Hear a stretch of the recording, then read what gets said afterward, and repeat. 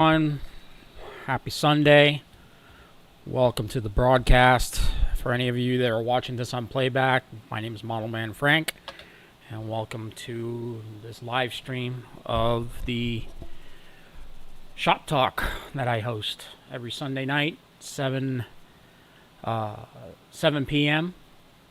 7:30 p.m. Eastern Standard Time, 4:30 p.m. Pacific Standard Time.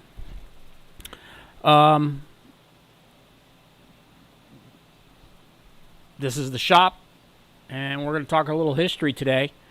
If you're a first-time watcher, just to kind of give you guys a little heads up, what I do here is I sometimes talk about some of the things that are going on here in the shop on Sunday nights, or we'll talk history of any type of aircraft. I usually go through my encyclopedia of aviation books that I have, and I pick out unique airplanes that have not been talked about very much.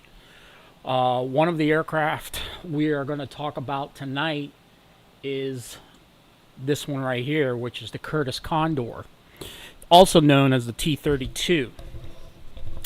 The Curtis Condor was developed in the 1930s to meet requirements for an airliner.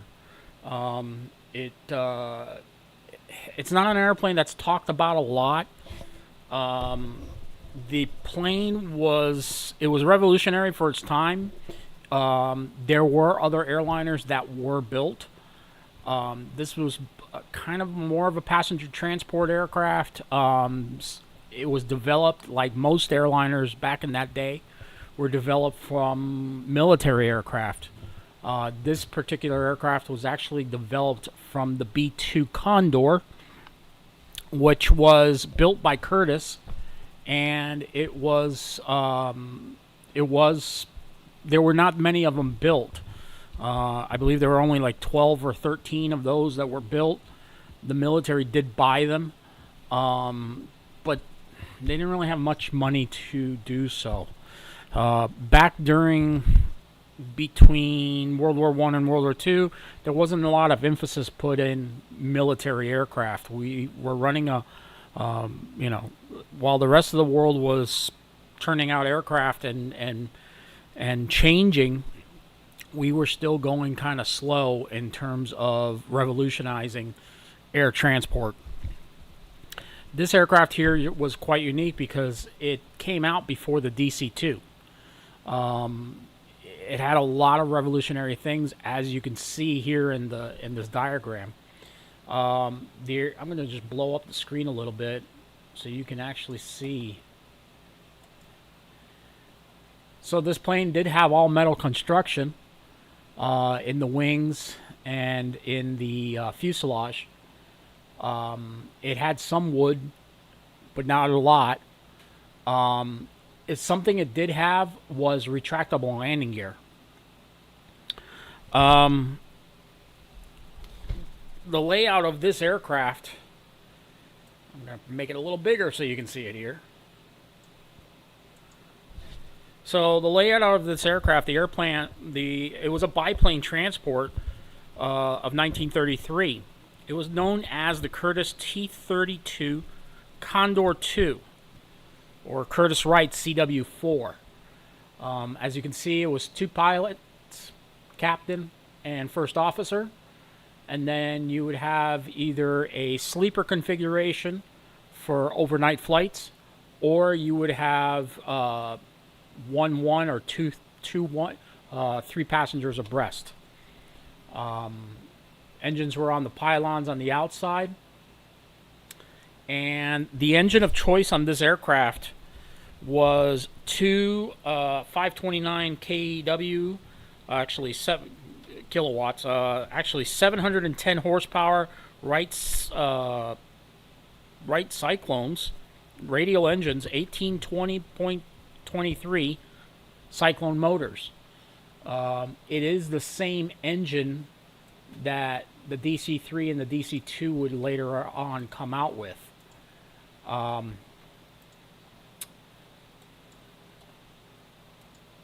This aircraft, air transport was different than it was, of course, back then than it was as of today. Planes were it was a treat. It was basically made for the uber rich to be able to travel, and that was the motor that was used. You dressed up. It was an elegant form of transport. If you were bankers or an owner of a company, or the uber rich were the only ones that they were. This was their transport. American Airlines, which later on it was American Air Transport, and Eastern Air Transport, which would later become Eastern Airlines. American Transport was also going to become American Airlines eventually. Bought the aircraft and was used. There were only like 41 to 42 of these planes built. And what was really sad is that there are none left. There are none sitting in museums, unless I don't know. Out of all the research I've done, I tried looking for other aircraft that were actually saved from the junk heap. Unfortunately, this aircraft was not. The plane came in many different forms. One of which was a pontoon version, and it was used for island hopping. It was also used in Alaska, which, didn't really have many runways back then. Again, air transport was a new thing. Not a lot of people were, it wasn't something you could really, nobody really could afford just to get on a plane like you can today. Now today you go on the internet and you get on the plane and boom, you're flying somewhere. You're going across the country, across the state, flying. You got guys getting on board planes dressed up in, whatever. Back then, it was for the uber rich. It was like the private jets of today. U.S. Navy had them. Performance-wise, maximum speed was 176 miles an hour. Service ceiling was 22,000 feet, though not a lot of aircraft flew up that high because it was very cold. Most of these planes would travel up to maybe about 10,000 feet, maybe 7,000 or 8,000 feet, just for creature comfort, make a little bit more cabin comfort.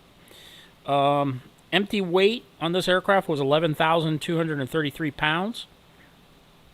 At maximum takeoff, 17,500 pounds. So it was used for mail transport along with cargo transport. The plane's wingspan was a total of 82 feet long and 49 feet long. That was the length of the fuselage. Each wing was 82 feet. Wing area on this aircraft was 1,276 square feet. Maximum speed was 176 miles an hour. It wasn't really fast aircraft. Again, you're dealing with a pond. You're dealing with a lot of drag. Maximum lift with both wings, but just a lot of drag. Again, there's not many of these aircraft left. There are actually no. I'm sorry. Let me rephrase that. There are none of these planes left. The only way you're going to actually see one of these aircraft is flying as a model airplane. You can see them. There's a static model airplane that somebody really built up that was really nice. It's in the Smithsonian Museum, which is quite sad. Such an aircraft with such a rich history, built by a really formidable company like Curtis Aircraft.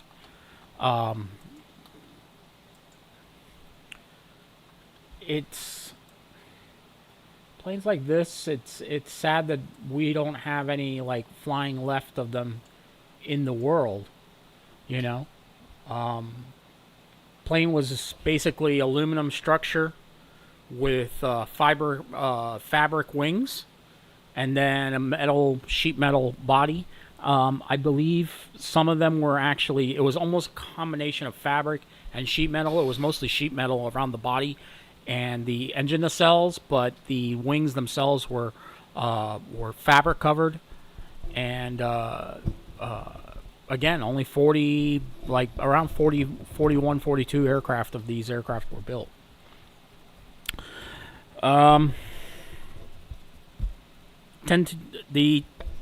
Being that the aircraft was also known as the T-32, the formal name of this aircraft was the Curtis T-32 Condor II.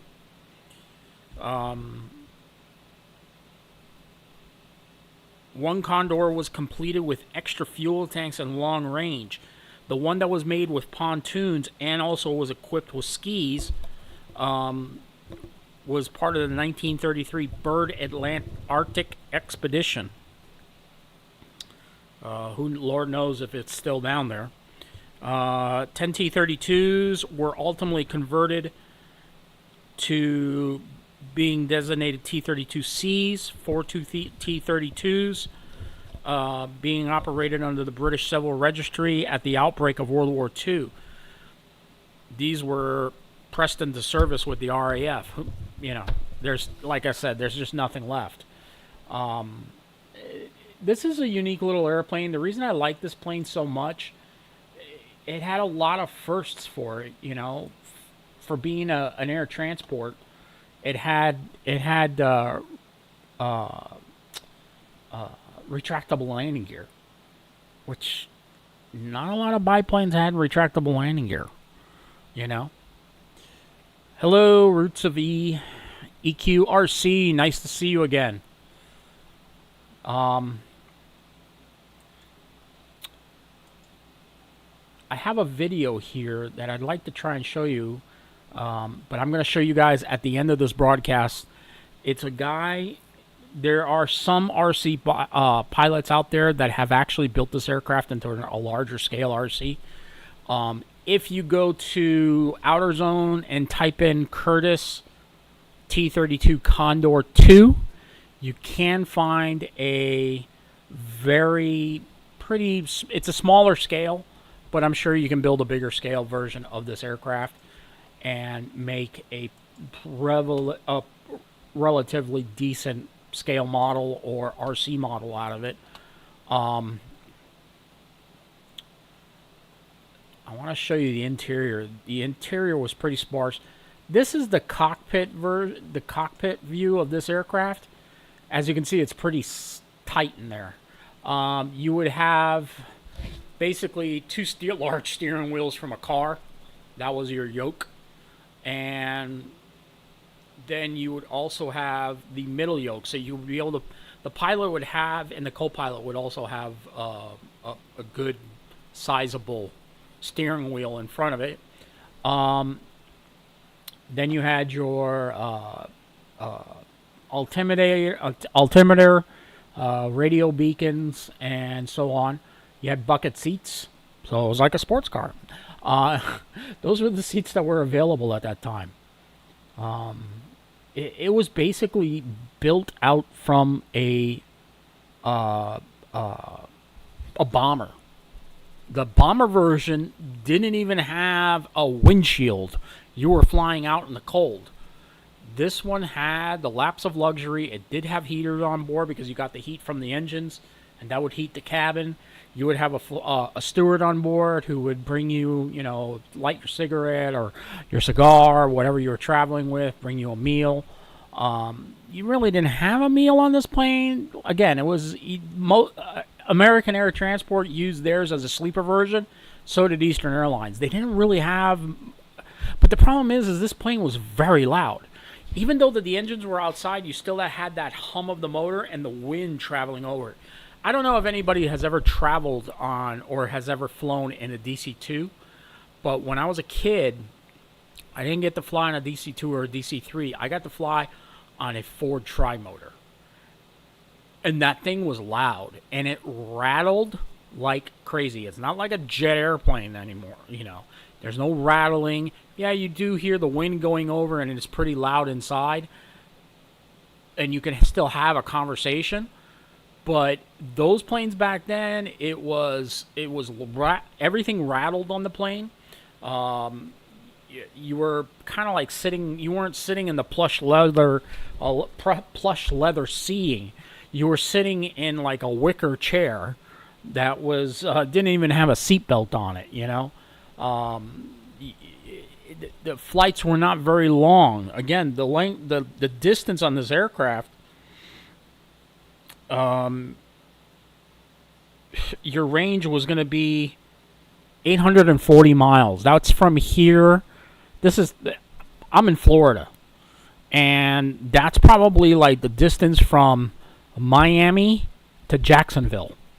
That's as far as you were going, and then you had to land, refuel, restock, and then fly on to the next. So these were short haul aircraft. They weren't going very far. Not like today's jets, where you're going to go from, on a 737 MAX, you can fly from Miami to Los Angeles on a tank of gas, and you still have a reserve to be able to fly. Or an A330, A320 Neo, you can fly even longer. You can fly across the Atlantic with them. These planes, as being a two-engine aircraft, you weren't flying very far. Again, you really didn't want to, because these planes were, like I said, they were loud. You would hear the motors, you would hear everything rattling inside the plane, and it was confined. It wasn't an airplane you were going to get up and to walk around. And I do believe on the this one didn't, I think, have a restroom. I think it had like a bucket in the back. I really don't believe so. Don't quote me on that. Just letting you know. So Eastern Air Transport, which later became Eastern Airlines, and American Airways, during the following 3 years, they would be traveling this aircraft at night, using it for night services only, transport of mail. They were used as mail carriers, and they were also used. The Argentinians had them. They had, I believe, 2 aircraft that operated in their fleet. And they used it extensively out in the countryside and so on and so forth. This plane was just very interesting to watch. You know what? I really do want to show you the video that I found of the gentleman. Now, please bear with me. I hope I'm able to get back to us on having sound after I show you. Hold on a second. Let's see if I can find. I'm going to try and find the media.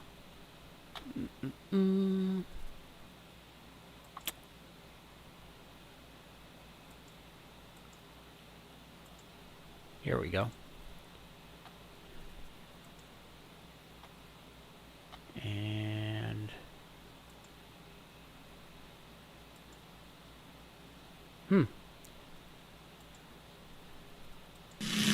there it is. And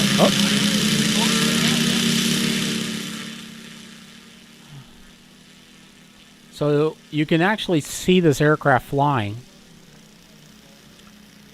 That's the plane right there. And that's what it would have looked like as it was traveling around. Yeah, there is a Ford tri-motor in the Temple of Doom.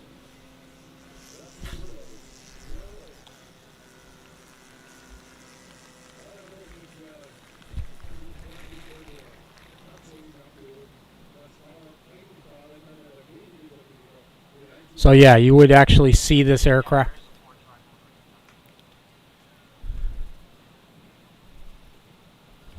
So, I mean, the gentleman who's flying this one, sorry, I just wanted to make sure that the screen was actually, and you can actually hear my voice.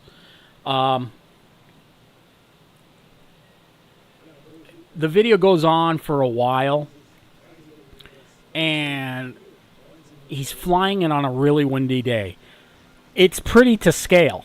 And if you look at it, when the plane takes off, here, let me just roll back a little bit so you can actually see the thing take off. The wind is blowing pretty hard. As you can see, the plane takes off and it's up in the air. You can imagine traveling if you were hitting a gust of, let's say, 50 miles an hour and your top speed is 176. Do the math. You ain't going to be moving very fast. So you were burning a lot of fuel just trying to get to a higher altitude to get away from those surface winds. So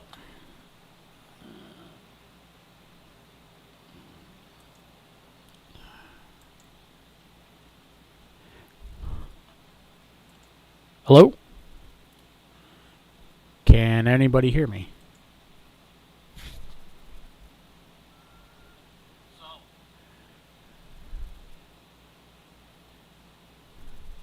That's basically how it goes. I just wanted to make sure you would be able to hear me.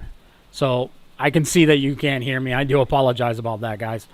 I wanted to make sure that I didn't lose feedback on me.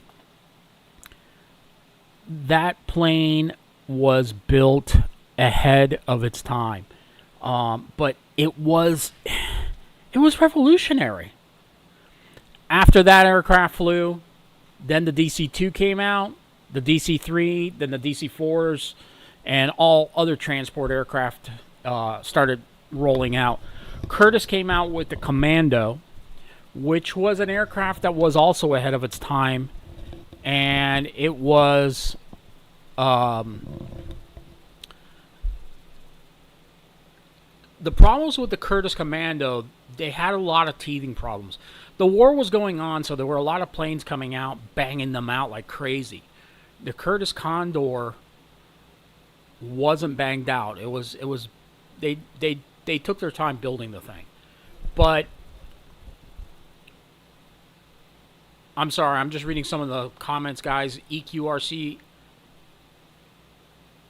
I'm working on a B-17. Oh, cool. That's pretty interesting. That's interesting. Is it a balsa wood B-17 or is it a plastic model B-17? So yeah, the Curtis Condor. Now, if you wanted to build, William Brother Classic Kits actually has a plastic model of this kit. I would always see it in the hobby shop, and I always wanted to build it. But it wasn't one of those kits that like grabbed a hold of me. Later on, what I've now found out is those kits went up in price. I should have bought one when back in the day when they were only like $20. Now it's probably like 50, 60 bucks just for one. Excuse me.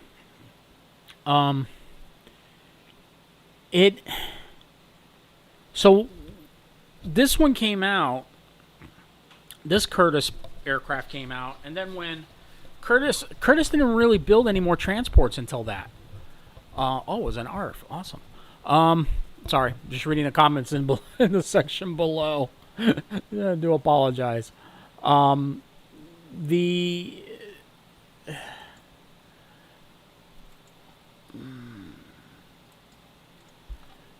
So the plane, when Curtis stopped building the Condor 2, they went to the Curtis Commando. The Commando was big. It had a round fuselage, so it could carry a lot of weight, and it was used during World War II. Being that the planes were coming out and they were being banged out, the problem with the Curtis Commando had a lot of teething issues. A lot of them were lost in transport accidents, especially going over the hump, the Himalayas, over during the Burma airlifts into China and into Indochina and Vietnam in that area during World War II. At first, it's an aircraft that later on we will have to talk about, but there's a lot of videos out there talking about the Curtis Commando, and I really would highly advise you go and try and find one of those videos. I'll put a link in the description box below of one that I think is a really good video. And also the video of that flight of the Curtis Condor, I'll have the link in the description for the whole video. You can see that how the wheels would actually rotate. They would actually rotate backwards and actually fold up into the wing. It was really into the fuselage of each engine nacelle, which was really interesting to watch. There are some images of the Curtis Condor. Like this one here would be a good plan. I mean, I don't know. You guys take a look at it. You could probably make a 3D model out of it. If anybody that's really interested. I mean, one of these days I would love to get a 3D printer. I've noticed that they've actually gone down in price. So they've gone down a lot in price. I remember when the 3D printers came out, they were like $300, and then Ender came out with one that is like $186. I've been learning a lot about them, and I want to learn more, and maybe I could build more components from my model airplanes to get most of them flying. But yeah, if you wanted to build your own model of the aircraft, you can build it out of multiple mediums. I think balsa wood and foam board for this airplane would be perfect. You really wouldn't need too much. Foam board for the fuselage and maybe balsa for the wings. Or you could do the whole thing in foam board and make it with electric motors. It doesn't really take a lot to build this plane. You got two wings. One's a little smaller than the other, and then you got the two engine nacelles. You could build a large scale version, or you can build a small scale. You can even build it with pontoons, from what I can see. And if you wanted to, you could build it with skis also, like the Expedition version. Let's see if we can bring it up a little bit so you can really kind of see how that. Covering my face, you guys can still hear me, so the plane really, yeah, this would be a really interesting plane to build. And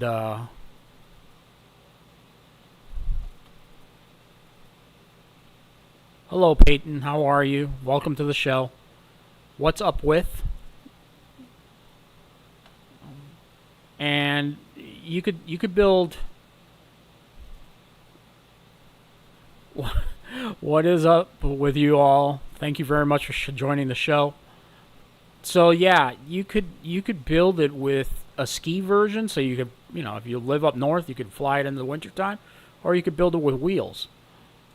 And then if you look at the way that the fuselage is designed, it's pretty much almost squared out. There's very little roundness to the fuselage, so you wouldn't really have to use any curves on it.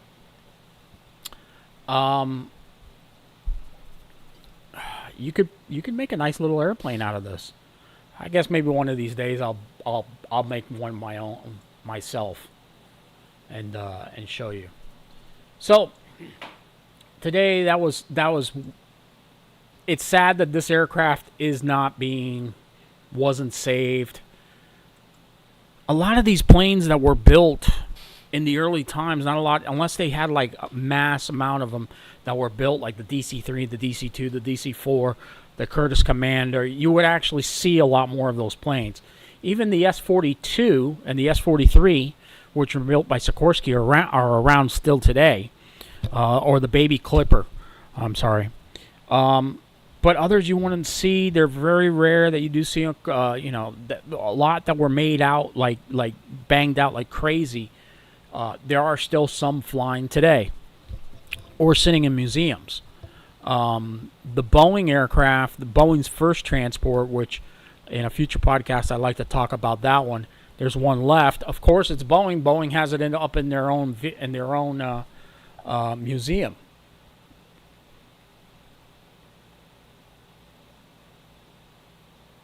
Around Highlands County would be Avon Park. We have a model airplane field up there. As a matter of fact, Fat Guy Flies RC, Greg Glasgow, he's up there. Or you could fly at Sebring Airfield, which is next to the dump, which is a pretty good model airplane field you could fly at also. I like both. So, just ask. I'm answering Peyton's question there. So, oops. But, yeah, you know what? So, there is a lot to be said about a lot of these transports that were built back in that time. That's what RC modeling is so great, is that we can bring some of these old planes back up to life. Balsa wood has gone up in price, but you know what? There's so many other different mediums that you can use. You can use Foamboard. There's pink foam you can use. The insulation foam that they use for housing. I don't know whatever you guys use. I mean, if some of you guys are still building planes out of foam, or I'm sorry, out of balsa wood, balsa's gone up through the roof. But, you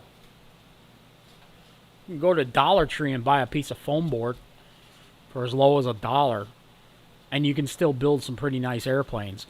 You could use, like I've showed you guys in other videos, you can just go to Home Depot and pick up some Luan, which is door skin wood, and you can make your ribs out of that. There's a lot of guys over in Africa that use this stuff. So, but that's all I have to say about the Curtis Condor. If you do get a chance and you are at a hobby shop, look for the Williams Brother kit. They have a model of that aircraft in plastic. If you are a good scratch builder, maybe you want to build your own. There are plans. Again, I'll put a link in the description box below. The picture that I'm showing here on the side, that is to my Patreon. I put a lot more stuff on Patreon, different articles that I find on the internet. You can have a direct conversation instead of coming here. It is free to join, guys. You don't have to pay. Later on, if you want to pay, it would be more than, I would be very thankful if you were able to join the cause and help keep the channel going. I do this. It's a lot of fun. I would love to do more, and maybe later on you'd be able to help me out. But right now, it is free to join. You can go down there. You can try. We can talk one-on-one. If I post. I don't really mostly post videos on there, but I do post some of the things that I'm working on and history of aviation. I go there to that channel a lot and do that. So please go to Patreon. I tell you right now, it's better than Facebook, X, which used to be Twitter, and it's better than Reddit. I can tell you that much for sure. It's where content creators like myself go to be able to talk to you guys, and I really mean it. We can have a conversation, and you guys can tell me what you guys think and what you guys think of the channel. If you like some of the things that you're able to see, it helps me out a lot. Trevor's one of my followers, and he actually sees a lot of the articles that I post on there, and I really appreciate Trevor following. So if you guys want to see more of what is going on here in the shop, follow me over there at Patreon, Model Man Frank. That's how you can find me. There are other content creators that are on there, and some of the ones that you follow here on this page, they probably are on there also. Ramy RC, I think, is on there, but he's got a lot of people. He uses 3D printers, which I noticed is that he uses 3D printers to build the molds for his huge, large-scale aircraft, which is really cool. Some of the stuff that he puts out is just like mind blown. I mean, the A380 that he built was huge. And, the one that he made for Tyler Perry for the C-17, that thing was huge.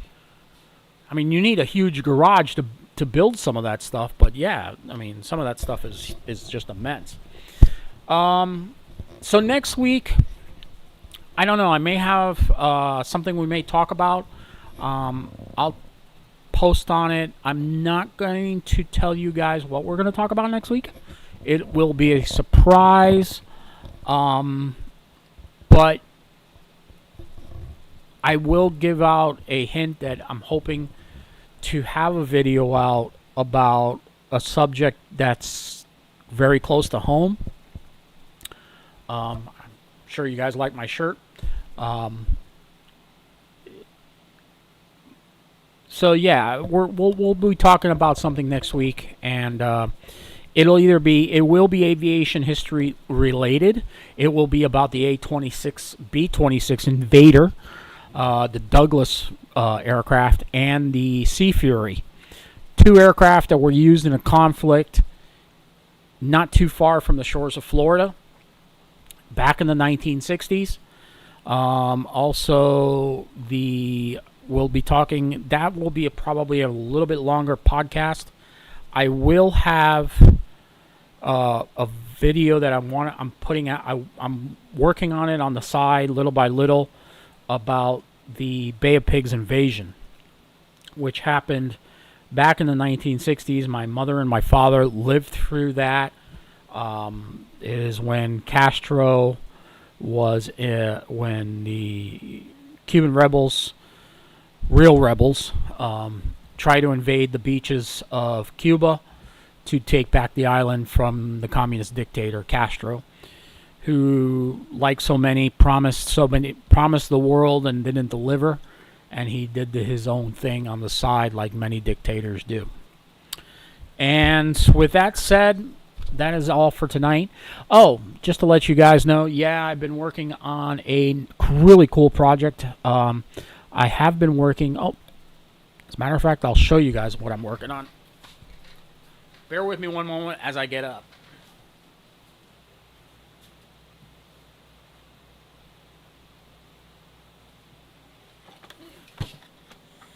Since you guys are on here and you like watching the model airplane stuff a lot too. This is the Japanese Zero. It had a first flight and it was really cool. It flew really, really well for the first flight until the aircraft went into a spin and broke off the nose.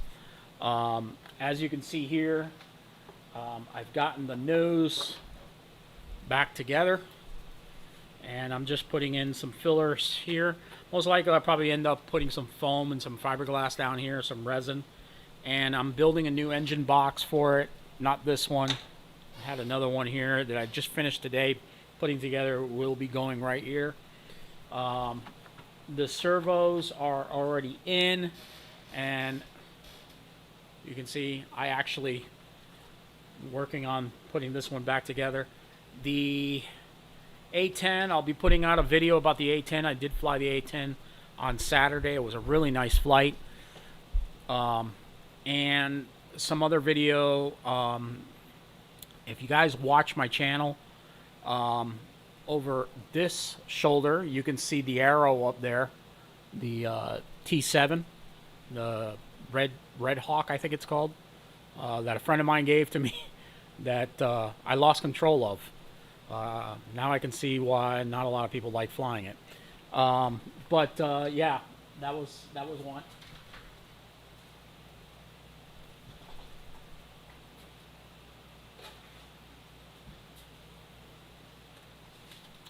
Here's the Mustang. I haven't really done much to it. So what I was telling you guys about building airplanes with balsa and different mediums, this is one that I'm doing here. I've got the wings around here somewhere.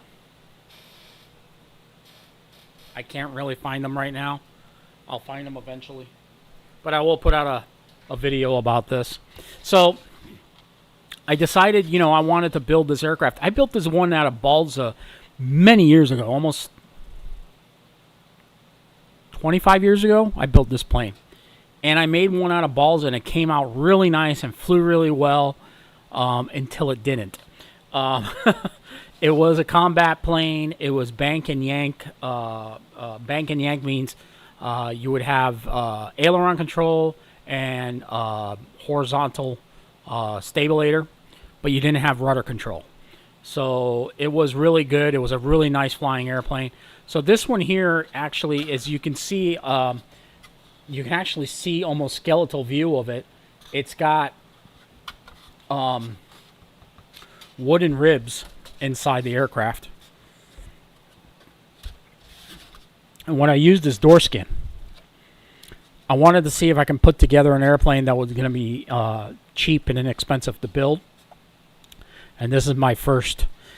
It gives the same weight as a Balsa aircraft, so I think it won't need too much of a heavy engine to really power it. This will probably be the motor that I use. I believe this is a 11 or 1250 kV motor on it. So it will be powered by something like this, and or also the Japanese Zero also will be powered by the same engine. The prop on it will be a 10-4 plastic nylon prop, and we'll give it a good speed ratio. I've started using the Lemon RC, Motion RC Lemon Generation 2 receivers. Those are really good to fly with. I haven't had any problems. The Gen 1s were a little bit problematic. Gen 2, a little bit better. I've had maybe one or two issues with them, but nothing really bad. Nothing really bad. Cross my fingers. But, everything always works out in the end, right? All right, guys. That's it for tonight. Keep watching if you guys can, share the video with your group, and post a thumbs up, please. And also, if you want to, follow me over here on Patreon, Model Man Frank. Again, it's free to join up. On my page, it's free also. For right now, until I get more followers, and then eventually we'll do something else. But yes, if you can, follow me on Patreon. It would be great. I can have more conversations with you, and I can learn a little bit more about what you guys like to watch and what you guys think. I do post a lot of history stuff on there, and some photos that you won't see here on Facebook. I'm sorry, I won't be on Facebook. On YouTube. So again, Peyton, EQRC, Trevor, thank you very much for watching the video tonight. Again, share us. And I hope to see you guys on the next one. Next Sunday, we will be talking about something else. And we may go into a little bit longer video format. All right? Again, have a good night, guys.